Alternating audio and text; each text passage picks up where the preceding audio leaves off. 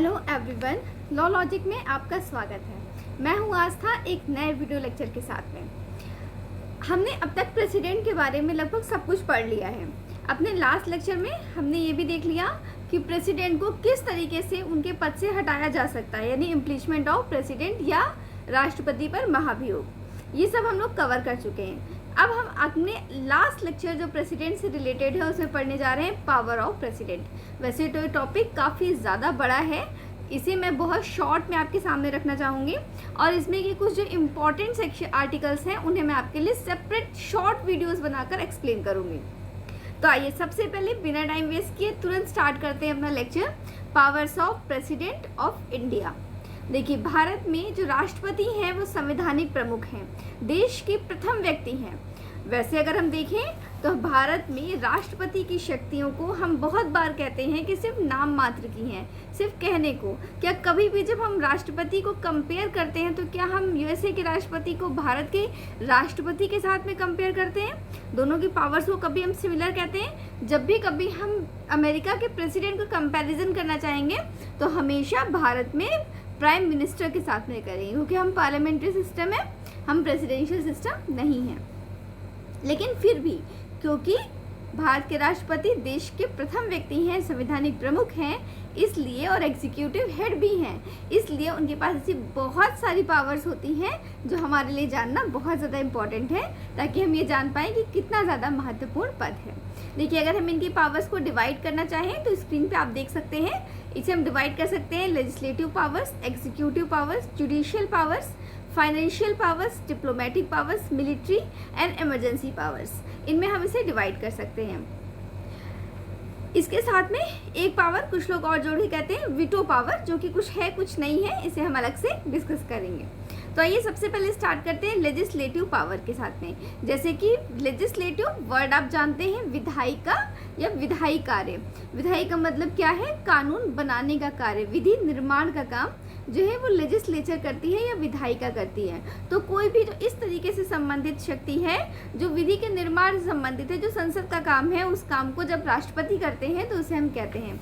जैसे कि अगर हम लेजिस्लेटिव पावर्स की बात करें तो हम देखते हैं कि कोई भी ऐसा बिल संसद में प्रस्तुत होता है तो उसको जब तक राष्ट्रपति फाइनल साइन नहीं करते तब तक कोई भी बिल जो है पास नहीं हो सकता है।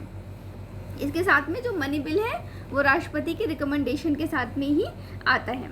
इसके पहले जिस समय पे नया संसद बनता है तो संसद को हम देखते हैं आर्टिकल 85, जिसमें संसद के किसी भी सदन को बुलाने का, उसकी मीटिंग सेट करने का और साथ में सत्रावसान या विघटन करने की शक्ति भी राष्ट्रपति के पास में होती है।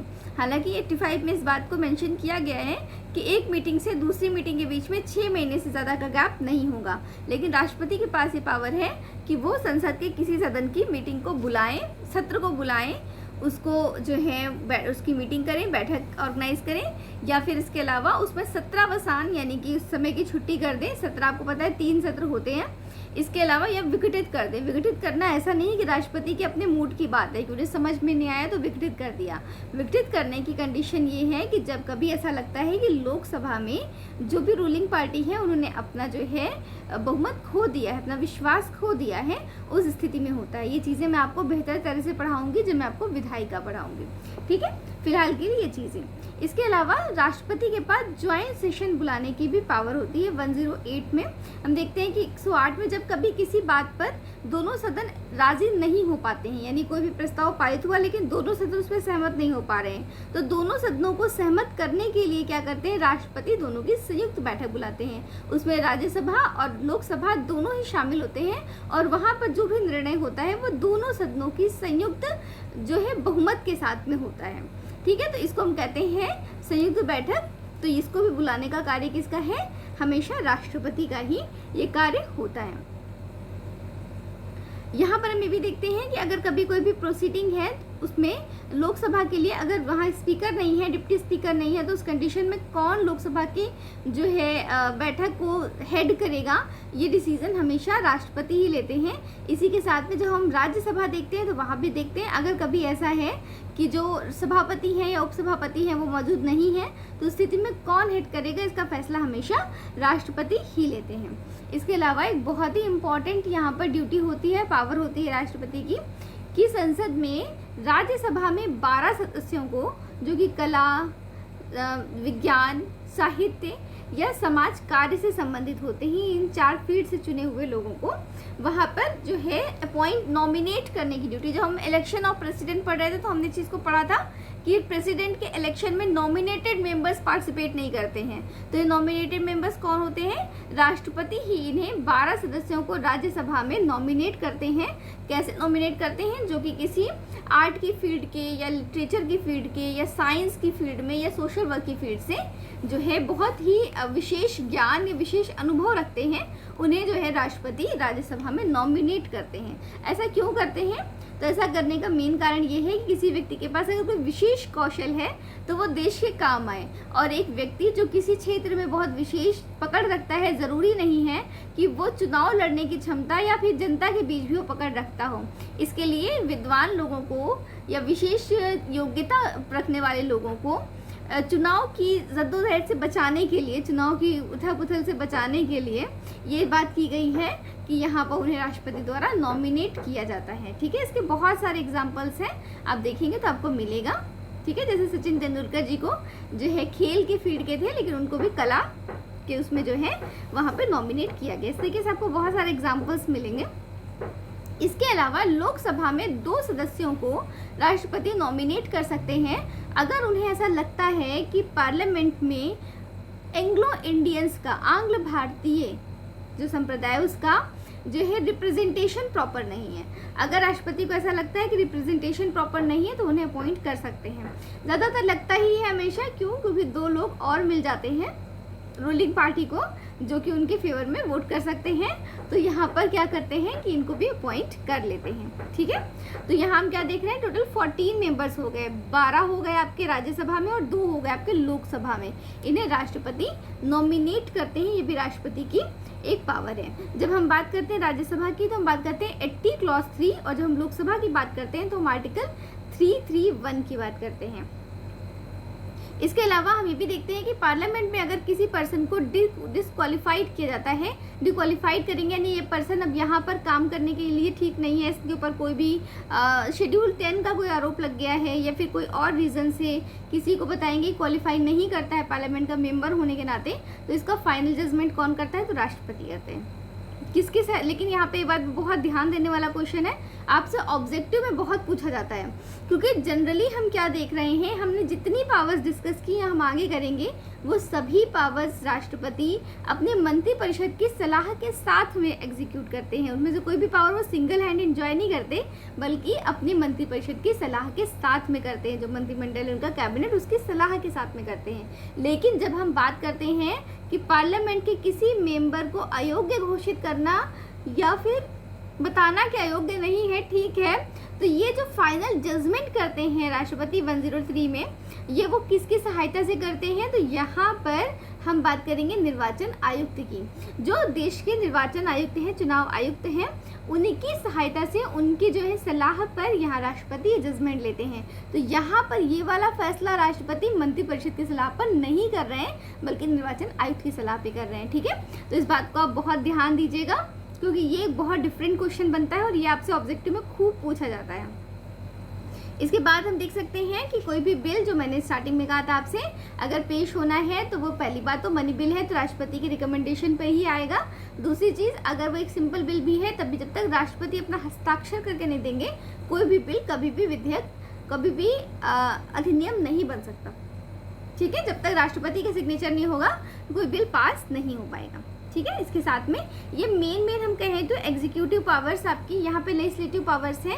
अगर हम इसमें से 123 को, यानी कि जो मेन ऑर्डिनेंस जारी करने की पावर है, उसे हटाकर बात करें तो शॉर्ट में इतनी पावर्स आपकी जो हैं वो आपको लेजिस्लेटिव पावर के तौर पे दिखती हैं। लेकिन एक बहुत बड़ी पावर जो कि अध्यादेश जारी करने की शक्ति है या ऑर्डिनेंस की पावर है, अगर हम उसे डिस्कस करें तो उसके लिए मैं आपके लिए एक सेपरेट वीडियो बना के स्पेशली ऑर्डिनेंस लेकर आऊँगी। अभी मैं आपको शॉर्ट में समझा दूँ कि जब भी कभी संसद के दोनों सदन जो है बैठक में नहीं है, उसमें राज्यसभा तो कभी विघटित होती नहीं है, लोकसभा ही विघटित होती है, तो जब भी दोनों सदन नहीं है सत्र में, उस सिचुएशन में अगर ऐसा लगता है कि कोई अर्जेंट मैटर आ गया है, कोई ऐसा विषय आ गया है जिस पे तुरंत का तुरंत लॉ बनाना बहुत ज़्यादा ज़रूरी है, पब्लिक इंटरेस्ट में है, देश के हित में है, सिचुएशन में राष्ट्रपति उस विषय पर कानून बनाते हैं, और वो जो कानून बना रहे हैं वो कानून कैसा है, वो ऑर्डिनेंस है, वो अध्यादेश है, वो बिल्कुल आम कानून के जैसा है, वो वैसे ही काम करता है, वैसे ही लागू होता है जैसे संसद ने बनाया हो किसी कानून को। राष्ट्रपति खुद से वो कानून बना सकते हैं किसी विषय पे। यहाँ पे कुछ रिस्ट्रिक्शंस हैं, उन्हें भी हम डिस्कस कर लें। पहली चीज़ तो राष्ट्रपति की ऑर्डिनेंस की पावर का जो विस्तार है वो क्या है, उतना ही है जितना संसद के पास विधि निर्माण की शक्ति है। ठीक है, तो संसद की जो शक्ति है विधि निर्माण की वो जितनी है, यानी कैसे जानते हैं कितनी है, तो पहली चीज तो क्षेत्र कितना है, तो क्षेत्र तो पूरा भारत है या कोई भी राज्य हो सकता है। दूसरी चीज क्या है कि 7वीं अनुसूची की जो पहली सूची है, तीसरी सूची है, उसी पर विधि बनाई जा सकती है, यानी कि राज्य सूची पे कार्य नहीं किया जा सकता। संसद क्या करती है, तो केंद्र सूची पे नियम बनाएगी या फिर समवर्ती सूची पे। राज्य सूची पे विधि बनाने का कार्य किसका है, राज्यों का है। तो प्राइम मिनिस्टर, प्रेसिडेंट जब भी कभी ऑर्डिनेंस जारी करेंगे तो क्या करेंगे, उन्हीं विषयों पर विधि बनाएंगे जिन विषयों पर केंद्र को शक्ति थी कि वो पार्लियामेंट के थ्रू विधि बना सके। ठीक है, तो ये इसमें एक लिमिटेशन है। दूसरी लिमिटेशन इस पे ये है कि राष्ट्रपति की बनाई हुई विधि यानी ऑर्डिनेंस, अध्यादेश, जब दोनों सदन सत्र में आ जाएंगे, यानी कि जब दोनों सदन बैठक कर रहे हैं उसके 6 हफ्ते के अंदर उसे संसद के द्वारा पारित किया जाना चाहिए। अगर संसद ने उस प्रस्ताव को स्वीकार नहीं किया, उसे पारित नहीं किया, तो सिचुएशन में 6 हफ्ते के बाद राष्ट्रपति की बनाई हुई विधि वहीं समाप्त हो जाती है। और अगर बहुमत मिलता है और राष्ट्रपति के अध्यादेश को उचित माना जाता है तो वो कानून के रूप में फिर स्थापित हो जाती है। ठीक है, तो जब भी संसद आ जाएगी दोबारा काम करने के मूड में, तो 6 हफ्ते के अंदर उस पर डिसीजन लेना पड़ेगा कि ये विधि हमें रखनी है कि नहीं रखनी है। ये अध्यादेश की लिमिट्स हैं। ठीक है, तो इस पर मैं एक सेपरेट वीडियो बनाकर आपको ऑर्डिनेंस का टॉपिक अलग से ज़रूर एक्सप्लेन करना चाहूँगी। अगर आपको लगता है कि मुझे ऐसा करना चाहिए तो आप कमेंट सेक्शन में बताइएगा, और अगर आपको यहीं से समझ में आ गया है तो बहुत अच्छी बात है, फिर हमें इस टॉपिक पे और ज़्यादा जोर देने की ज़रूरत नहीं है। तो कुल मिलाकर के ये हैं आपकी लेजिस्लेटिव पावर्स। इन्हें आप बहुत अच्छी तरीके से, अगर आपने मेरा लेक्चर अभी जितना मैंने बोला सुना है, तो जो जो आर्टिकल्स मैंने बोले हैं उन्हें आप ज़रूर नोट कर लीजिएगा। अगर आप पूरा लेक्चर नहीं भी नोट करते हैं तो आर्टिकल नोट करिएगा और डायरेक्ट में जा करके उन आर्टिकल्स को पढ़ लीजिएगा। अगर आप इतना कर लेंगे तो भी आपको पूरी बात समझ में आ जाएगी। जैसे मैंने पढ़ाते हुए 85 बोला, 108 बोला, तो अगर आपने ये नंबर्स भी नोट कर लिए हैं तो ये नंबर्स भी आपके लिए सफिशिएंट है। आप अपना आराम से जाइए, डायरेक्ट ओपन करिए और वहाँ से प्रॉपर स्टडी कर लीजिए।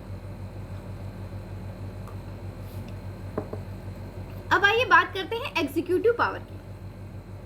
हमने लेजिस्लेटिव डिस्कस कर लिया, अब हम बात करेंगे एग्जीक्यूटिव। एग्जीक्यूटिव तो आप बहुत अच्छे से समझ रहे हैं कि आर्टिकल 53 जब से हम पढ़ रहे हैं तब से हम एग्जीक्यूटिव हेड होने की बात कर रहे हैं। तो देश की जो केंद्र की कार्यपालिका शक्ति है वो राष्ट्रपति में ही निहित होती है। अब क्या करते हैं राष्ट्रपति कार्यपालिका शक्ति के अंदर, तो लोगों का अपॉइंटमेंट करते हैं। जितने भी पोजीशन पे आपको लोग दिखेंगे सब राष्ट्रपति के द्वारा अपॉइंटेड होते हैं। जैसे कि सबसे पहले तो प्राइम मिनिस्टर, जब भी कोई पार्टी अपने बहुमत से जीत कर आती है या फिर कोई कम बहुमत में है लेकिन उसको सरकार बनाने का मौका देना है, तो राष्ट्रपति सबसे बड़ी जीती हुई पार्टी को बुलाते हैं और उसको चांस देते हैं कि आप सरकार बनाइए। तो यहाँ पे क्या होता है, राष्ट्रपति प्राइम मिनिस्टर को और मंत्रिमंडल को जो है नियुक्त करते हैं, और सभी मंत्री क्या होता है, राष्ट्रपति के प्रसाद पर्यंत काम करते हैं, यानी कि तब तक करते हैं जब तक कि राष्ट्रपति का प्लेजर है। राष्ट्रपति जब तक चाहते हैं तब तक ही सभी मंत्री या प्रधानमंत्री उनके लिए कार्य करते हैं। यहाँ पर जो ये कॉन्सेप्ट है प्रसाद पर्यंत का कॉन्सेप्ट, इसका मतलब ये है कि राष्ट्रपति की इच्छा तक जो कोई पद है वो आपका अधिकार नहीं है, बल्कि क्या है, प्रसाद। प्रसाद का मतलब क्या होता है, आपको मिलता है तो आप भाग्यशाली हैं, लेकिन आप उसके लिए अधिकार नहीं जता सकते। प्रसाद पे किसी का अधिकार नहीं होता है, प्रसाद मिल जाने से कृपा होती है। प्रसाद क्या है, कृपा है। तो राष्ट्रपति की प्रसाद पर्यंत, राष्ट्रपति की कृपा बने रहने तक आप पद पे बने हुए हैं। ये जब तक राष्ट्रपति को आप ठीक लग रहे हैं उस पद पे तब तक बने हुए हैं। ऐसा इसका मतलब ये नहीं है कि राष्ट्रपति का जब दिल किया तो उठा करके फेंक दिया, ऐसा नहीं होता है। राष्ट्रपति अपने कार्यों को मंत्रिमंडल की सलाह से ही करते हैं, ठीक है। लेकिन यहाँ पर जो भी लोग ज्वाइन होते हैं वो राष्ट्रपति की प्लेजर से ही काम करते हैं, ठीक है। अब देखिए यहाँ पे बड़े बड़े अपॉइंटमेंट, सभी appointment attorney general, chief justice of India, prime minister, ministers सभी राष्ट्रपति के अंडर में ही शपथ लेते हैं और राष्ट्रपति ही इन्हें अपॉइंट करते हैं। ठीक है, इसके अलावा हम देखें एग्जीक्यूटिव पावर में, तो देश के सारे काम जितने एग्जीक्यूटिव फंक्शंस हैं सभी राष्ट्रपति के नाम से ही किए जाते हैं। जो भी कानून पास हो रहा है राष्ट्रपति के नाम से, जो भी कार्य हो रहे हैं सब राष्ट्रपति के नाम से ही किए जाते हैं। और जो प्राइम मिनिस्टर हैं वो इस बात के लिए बाउंड होते हैं कि वो जो भी चीज़ें चल रही हैं उनकी इन्फॉर्मेशन राष्ट्रपति को दें। राष्ट्रपति कभी भी उनसे पूछ सकते हैं कि मुझे बताइए कि क्या चल रहा है, तो प्राइम मिनिस्टर को उन्हें जो चीज़ें चल रही हैं वो चीज़ें बतानी होती हैं। ठीक है, तो ये जो है इनके एग्जीक्यूटिव पावर। इसके साथ में हम देखें तो जिस तरीके से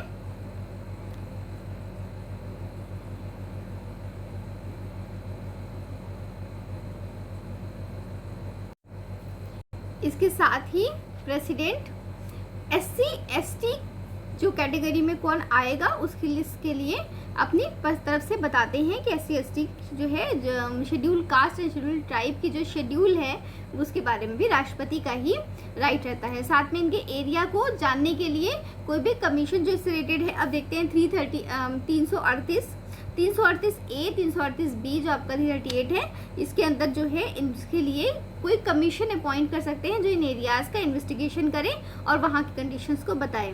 इसके साथ में इंटर स्टेट कमीशन भी कर सकते हैं जो कि केंद्र और राज्य के संबंध या राज्यों के बीच के संबंधों के बारे में कार्य करें और उसकी रिपोर्ट करें। इसके अलावा हम देखते हैं कि जो यूटी हैं, यूनियन टेरिटरीज हैं, केंद्र शासित प्रदेश हैं, वहाँ पर एडमिनिस्ट्रेटिव के प्रशासक के द्वारा राष्ट्रपति स्वयं नियंत्रण रखते हैं और स्वयं उन काम को करते हैं। किसी एरिया को शेड्यूल एरिया, शेड्यूल ट्राइब्स जो एरिया है उसको जो है डिक्लेयर करने की राइट भी यहाँ पर प्रेसिडेंट के ही पास होता है। तो यहाँ हमने एग्जीक्यूटिव पावर्स भी डिस्कस कर ली हैं आपके साथ में। तो हम दो पावर्स डिस्कस कर चुके हैं, लेजिस्लेटिव एंड एग्जीक्यूटिव पावर्स, दोनों बहुत ही मेन पावर्स हैं, तो इन्हें आप ज़रूर पढ़िएगा। और जो है अब हम बात कर लेते हैं जुडिशियल पावर्स की। तो जुडिशियल पावर्स की अगर हम बात करें, सबसे पहले मैंने एक चीज़ कहा था कि चीफ जस्टिस ऑफ इंडिया और साथ में बाकी के जजेस को भी अपॉइंट करने का काम किसका है, तो प्रेसिडेंट का काम है। एक जज को हाई कोर्ट में इधर से उधर शिफ्ट करना होता है तो वो भी कौन करता है, प्रेसिडेंट करते हैं। तो यहाँ पे प्रेसिडेंट को जजेस को अपॉइंट करने में इनका राइट होता है। इसके साथ में जो राष्ट्रपति हैं उनके पास में आर्टिकल 72 के अंदर ये पावर होती है कि वो किसी भी सज़ा को कम कर सकते हैं, आसान कर सकते हैं, हटा सकते हैं, किसी को दोष मुक्त कर सकते हैं।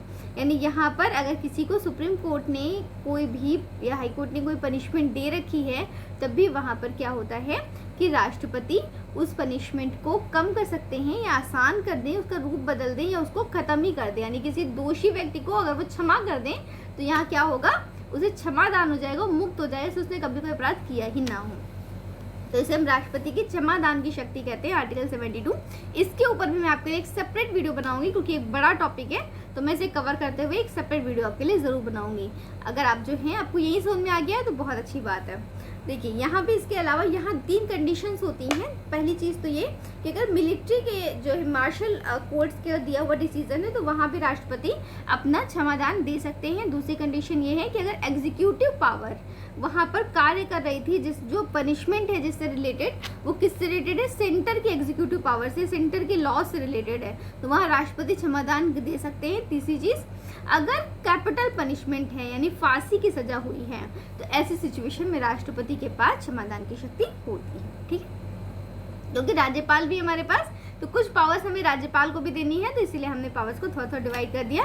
तो 3 कंडीशन होने पर राष्ट्रपति के पास क्षमादान की शक्ति मौजूद रहती है। ठीक है, तो राष्ट्रपति की जुडिशियल पावर्स है। इसके साथ में एक पावर और कि राष्ट्रपति जो सुप्रीम कोर्ट है उनसे सलाह ले सकते हैं। आर्टिकल 143 के अंदर हम देखते हैं कि राष्ट्रपति सुप्रीम कोर्ट से किसी भी मामले पे जहां भी उन्हें लगता है तो संवैधानिक सलाह ले सकते हैं, लेकिन राष्ट्रपति उस सलाह को मानने के लिए बिल्कुल भी बाध्य नहीं होते। अगर उन्हें लगता है कि हाँ हमें इस बात को पूरा करना चाहिए तो उस बात को मानते हैं, अदरवाइज वो उसे नहीं भी मानते हैं। लेकिन सलाह देना यहाँ पे सुप्रीम कोर्ट की जिम्मेदारी बन जाती है। ठीक है, तो इसके साथ में जुडिशियल पावर्स में हम इतनी चीज़ें ही पढ़ेंगे। आप 72 मेनली याद रखिएगा, जिसके ऊपर मैं कोशिश करूँगी कि आपको बढ़िया सा जो है विस्तार से पढ़ाया हुआ लेक्चर ज़रूर लेकर आऊँ। बात करें फाइनेंशियल पावर्स की, तो फाइनेंशियल पावर्स में हम ये देखते हैं कि जो एनुअल बजट पेश करना होता है वो राष्ट्रपति के काम होता है। हालांकि राष्ट्रपति इस काम को खुद ना करके किसी से करा भी सकते हैं, जैसे कि भारत में जो वित्त मंत्री हैं उनसे बजट पेश कराना वो राष्ट्रपति कराते हैं। तो वहाँ पे ये मेन काम उन्हीं का होता है।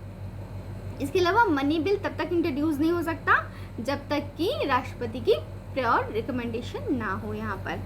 इसके अलावा अगर जो है संचित निधि से कोई भी जो है बीच में खर्चा निकालना है तो उसके लिए भी राष्ट्रपति के रिकमेंडेशन, राष्ट्रपति के सिग्नेचर होना ज़रूरी होता है। वित्त मंत्री जो वित्त कमीशन है जो आपका, उसके लिए भी फाइनेंस कमीशन, उसको भी राष्ट्रपति अपॉइंट करते हैं, जो कि इस बात का ध्यान देते हैं कि कितना फाइनेंस किस तरीके से देश में चल रहा है। तो इसकी भी करने के लिए फाइनेंस कमीशन भी राष्ट्रपति अपॉइंट करते हैं। ये राष्ट्रपति के फाइनेंशियल पावर्स हम इन्हें कहते हैं। अब अगर हम बात करें डिप्लोमेटिक पावर्स की, तो राष्ट्रपति देश के प्रमुख हैं, संवैधानिक प्रमुख हैं। देश के सभी कार्य, न सिर्फ देश के अंदर बल्कि देश के बाहर के सभी कार्य भी राष्ट्रपति के नाम से ही होते हैं। तो भारत के किसी भी दूसरे राज्य के साथ में जो भी संबंध हैं, जो डिप्लोमेटिक कूटनीतिक संबंध हैं, उनको कौन हेड करता है? तो उनको राष्ट्रपति करते हैं। वो हमेशा राष्ट्रपति के कलम से ही साइन होते हैं, राष्ट्रपति के द्वारा ही उनको जो है उन कार्यों को किया जाता है। तो जब भी कभी हम देखेंगे कि कौन किसके नाम से कोई भी समझौता है, कोई भी संधि है, तो कौन करेगा? तो राष्ट्रपति करेंगे। क्यों करेंगे? क्योंकि वो देश के प्रमुख व्यक्ति हैं और ये उनकी डिप्लोमेटिक पावर होती है। ठीक है। मिलिट्री पावर्स की बात करें तो मिलिट्री पावर्स में हम ये देखेंगे कि जो हमने आर्टिकल 53 में पढ़ा था कि केंद्र के तीनों बल यानी कि थल सेना, वायुसेना और आपकी जो सेना है, आपकी जो थल सेना है, जो जल सेना, वायुसेना, तो आर्मी, नेवी, एयरफोर्स, इन तीनों के जो हेड होते हैं, जो मेन जो है कमांड जो करते हैं वो राष्ट्रपति करते हैं। तो राष्ट्रपति ही देश में युद्ध का ऐलान कर सकते हैं और युद्ध की समाप्ति का ऐलान भी कर सकते हैं। जब कभी भी किसी देश के साथ में अगर युद्ध की स्थिति बनेगी तो राष्ट्रपति ही फाइनली इस बात के लिए कहेंगे कि हाँ युद्ध जो है शुरू किया जाए, और युद्ध कब समाप्त होना है इसके लिए भी राष्ट्रपति ही ऑर्डर देते हैं। ठीक है। तो राष्ट्रपति मिलिट्री हेड होते हैं, तो मिलिट्री पावर है राष्ट्रपति की। इसके अलावा एक बहुत इंपॉर्टेंट पावर है इमरजेंसी की पावर। जब मैं आपको इमरजेंसी का टॉपिक पढ़ाऊंगी तो आपको और अच्छे से बात क्लियर हो जाएगी, लेकिन फिलहाल के लिए इमरजेंसी की बात करें तो कुछ ऐसी विषम स्थिति है जो कि नॉर्मल से अलग है, ज़ाहिर तौर पे इमरजेंसी है, तो कुछ ऐसी विषम स्थिति है जहां पर देश को कुछ खास तरीके से रूल करने की ज़रूरत पड़ जाती है।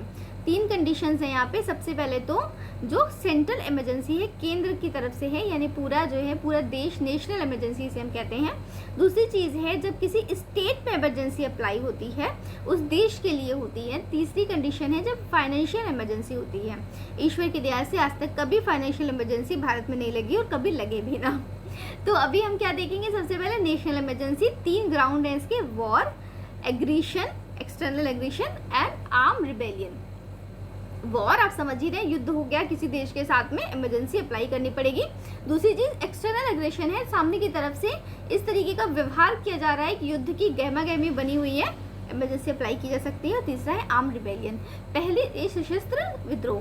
पहले यहाँ पर इंटरनल डिस्टर्बेंस टर्म लिखा हुआ था, लेकिन जब हम देखते हैं कि 3 बार अब तक देश में नेशनल इमरजेंसी लगी है। सबसे पहले तो 1962 में जब भारत और चाइना के बीच में वॉर था, दूसरे में 1971 में जब भारत और पाकिस्तान के बीच में वॉर की कंडीशन थी, और तीसरा हम देखते हैं 1975 में जब कोई वॉर नहीं था, वहाँ पर कंडीशन थी इंटरनल डिस्टर्बेंस की।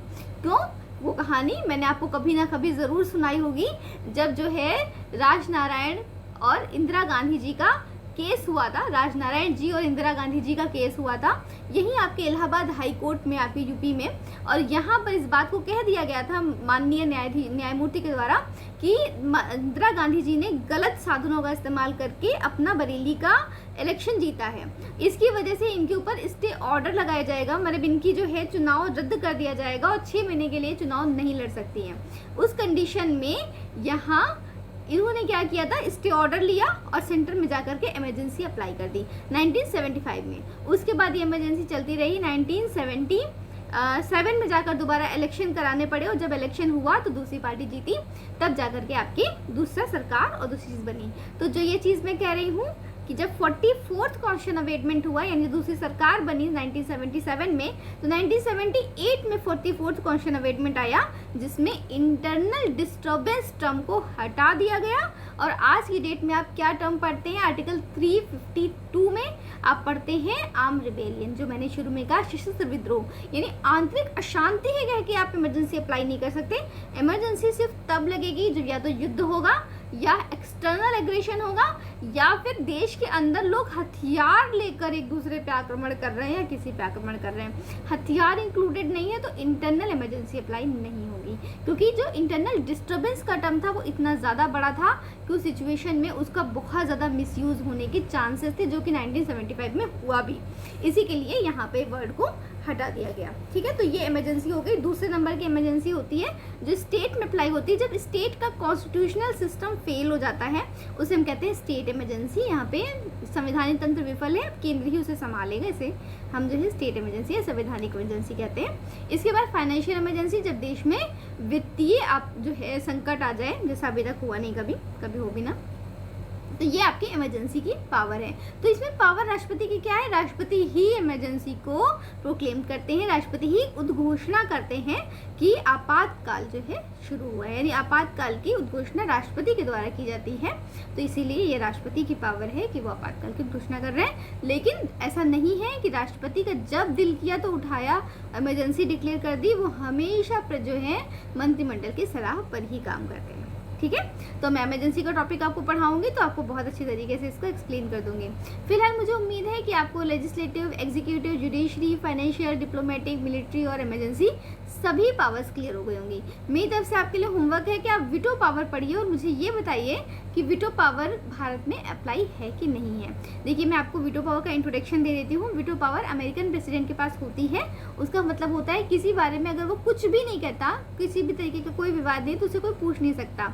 अगर राष्ट्रपति ने किसी बारे में अपना राय व्यक्त कर दिया तो वो चीज़ फाइनल होती है। भारत में हम देखते हैं कि वीटो पावर बहुत नाम मात्र है, लेकिन एक छोटे से इसमें हमें दिखती है पॉकेट वीटो। आप पढ़ कर आइएगा कि पॉकेट वीटो क्या होता है और मुझे कमेंट सेक्शन में ज़रूर बताइएगा। मेरे लास्ट वीडियो में मैंने एक क्वेश्चन पूछा था, जिसमें मैंने पूछा था कि राष्ट्रपति किसके समक्ष शपथ लेते हैं, जिसके लिए मुझे हर्ष का रिप्लाई आया।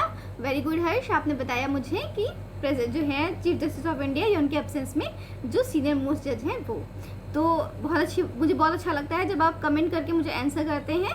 अगर आप मुझे मेरे पूछे हुए क्वेश्चंस का आंसर करेंगे तो मैं आपका वीडियो में ऑब्वियसली नाम तो लूँगी ही, साथ साथ मुझे बहुत अच्छा लगेगा।